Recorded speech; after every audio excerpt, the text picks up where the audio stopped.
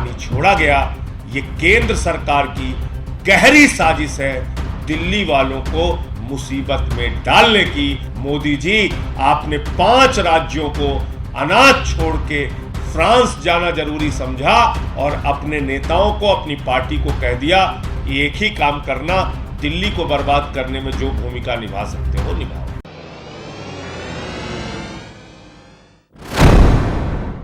आदाब, मैं मुमताज आलम रेज़ी बात करूंगा सैलाब की। जी हां, दिल्ली में जो सैलाब आया है जिसकी वजह से बड़ी तबाही हुई है, लाल किले से लेकर दरियागंज और न जाने किन किन इलाकों में जिस तरीके से पानी आया इसने सारे रिकॉर्ड तोड़ दिए। हैरानी की बात यह है कि दिल्ली में पिछले 5 दिनों से बारिश नहीं हो रही है, इसके बावजूद दिल्ली पानी पानी है। ऐसा क्यों? अब सैलाब पर सियासत भी शुरू हो गई है। सैलाब को लेकर के जो खबरें आ रही हैं वो बहुत हैरान करने वाली हैं। अब आम आदमी पार्टी ने कहा है कि ये जो दिल्ली में सैलाब आया है जिससे भारी नुकसान हुआ है, इसके लिए केजरीवाल सरकार जिम्मेदार नहीं है।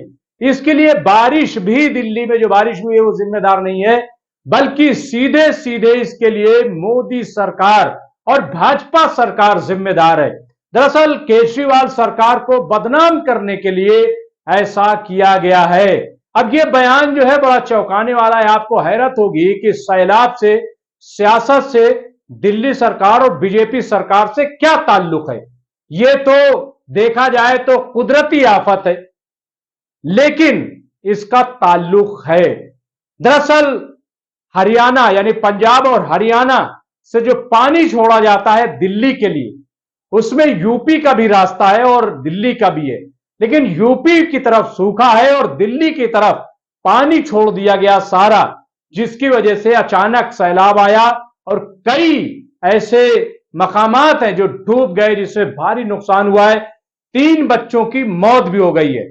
अब इस पे केजरीवाल हो या आम आदमी पार्टी के जनरल सेक्रेटरी संजय सिंह हो, इन्होंने बड़े सवाल उठाए हैं और सीधा सीधा हमला किया है। संजय सिंह ने तो बाकायदा जो है नक्शा लेकर के एक एक बात समझाई है कि कैसे यह साजिश की गई है दिल्ली वालों के खिलाफ, साजिश की गई है केजरीवाल सरकार को बदनाम करने के लिए। आइए सबसे पहले सुनते हैं कि संजय सिंह ने क्या कहा है, क्या बताने की कोशिश की है, कहां फेल्योर है, ये दिल्ली का है या वाकई कोई बहुत बड़ी साजिश हुई है, और साजिश हुई है तो ऐसा क्यों। पहले सुन लेते हैं संजय सिंह। मैंने बताया था कि दिल्ली की जो बाढ़ है, दिल्ली में जो बाढ़ का संकट है, ये भारतीय जनता पार्टी और केंद्र सरकार के द्वारा प्रायोजित संकट है। ये प्राकृतिक आपदा नहीं है, ये दिल्ली के लिए प्रायोजित आपदा है। और अपनी दुर्भावना और नफरत की राजनीति के कारण प्रधानमंत्री नरेंद्र मोदी जी हो या उनकी सरकार हो या उनकी पार्टी हो, उसका एक ही मकसद रहता है, दिल्ली के लोगों को परेशान करो, उनको सजा दो, अरविंद केजरीवाल को किसी भी तरीके से बदनाम करो।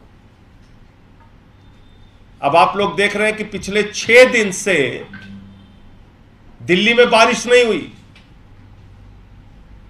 अगर दिल्ली में बारिश होती और उस बारिश के पानी का इंतजाम करने में हमसे कहीं कोई कमी रह जाती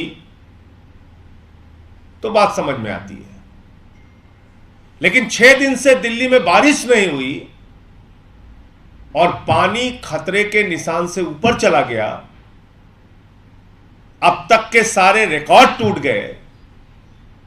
तो यह हुआ कैसे कि बारिश भी नहीं हो रही और बाढ़ भी आ गई?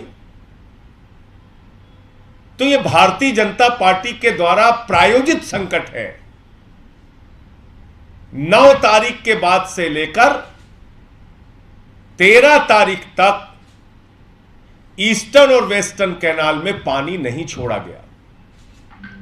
हथनी कुंड बैराज, उसकी लॉकशीट आप चेक कीजिए, वो लॉकशीट चिल्ला चिल्ला कर बोल रही है कि ना तो पानी ईस्टर्न कैनाल में छोड़ा गया ना वेस्टर्न कैनाल में छोड़ा गया, सारा का सारा पानी दिल्ली की तरफ छोड़ा गया और कहा गया कि इसको डुबा दो, किसी भी तरीके से दिल्ली को बाढ़ में डुबाओ। और वो काम हुआ। कल जब हम लोगों ने प्रेस कॉन्फ्रेंस की, इस सवाल को उठाया, एक दो दिन से जब इसकी चर्चा तेज हुई, उसके पहले सौरभ भारद्वाज जी ने, सोमनाथ भारती जी ने इस मामले को उठाया कि भाई किस तरीके से एक ही तरफ सारा पानी छोड़ा जा रहा है। तो आनंद फानन में 13 तारीख को पहले वेस्टर्न कैनाल में पानी छोड़ा गया और फिर 14 तारीख को ईस्टर्न कैनाल में पानी छोड़ा गया। और तर्क क्या दे रहे हैं कल से? जब मैंने प्रेस कॉन्फ्रेंस की तो कुछ कुतर्क लेके सामने आए। कहने लगे साहब, जो नदियां होती हैं वहां पानी छोड़ा जाता है, केनाल में तो सिर्फ सिंचाई का पानी छोड़ा जाता है, नहरें तो कमजोर होती हैं, उसमें पानी कैसे छोड़ा जा सकता है? तो मैंने कहा भाई अगर ये, और सेंट्रल वाटर कमीशन की रिपोर्ट है, उनकी गाइडलाइन है, उसके आधार पर ही हम पानी छोड़ते हैं। ये तमाम तर्क कल से दिए जा रहे हैं और कहा जा रहा है ये कैसी बात संजय सिंह जी कर रहे हैं, कैसी बात आम आदमी पार्टी वाले कर रहे हैं।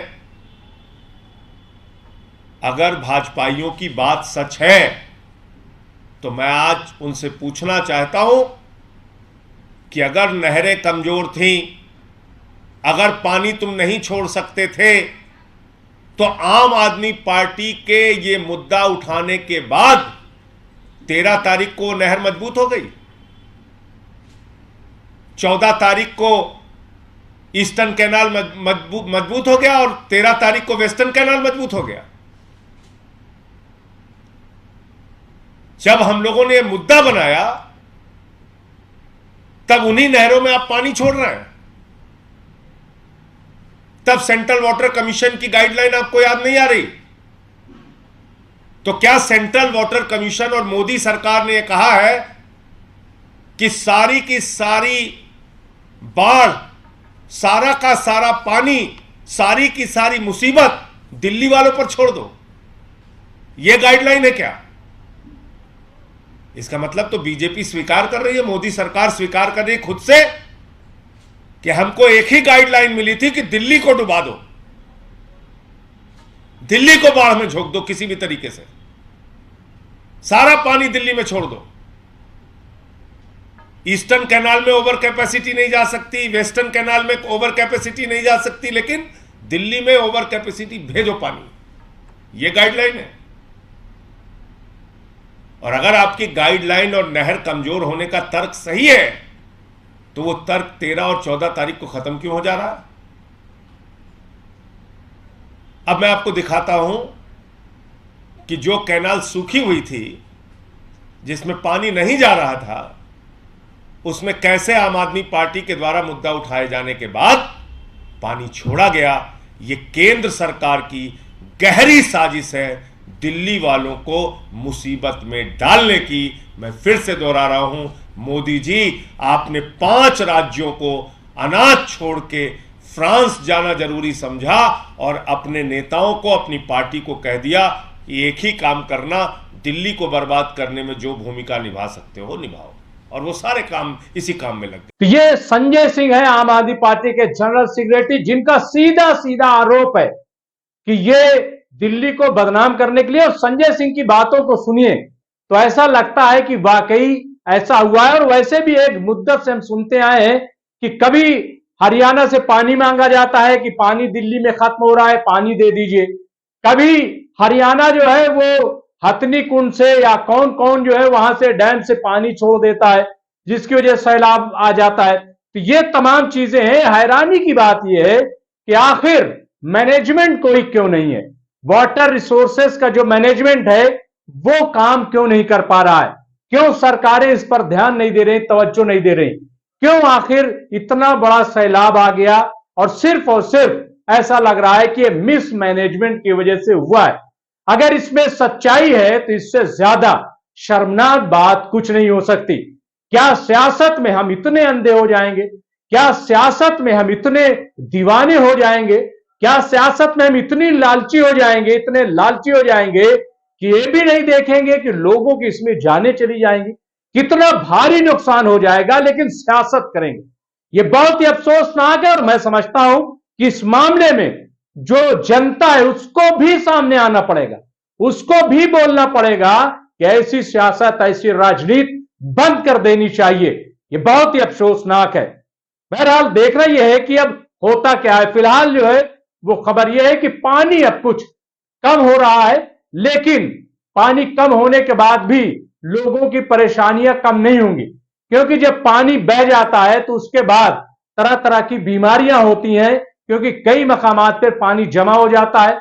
बहुत सारी चीजें हैं, बहुत सारे मसाइल हैं। इनसे कैसे सरकार निपटेगी, लोग निपटेंगे, ये देखना होगा। लेकिन हम तो बस दुआ करेंगे कि किसी तरीके से ये जो मसाइल हैं वो हल हो जाएं और लोगों के सामने जो चैलेंजेस हैं वो किसी तरीके से दूर हो। बहुत बहुत शुक्रिया।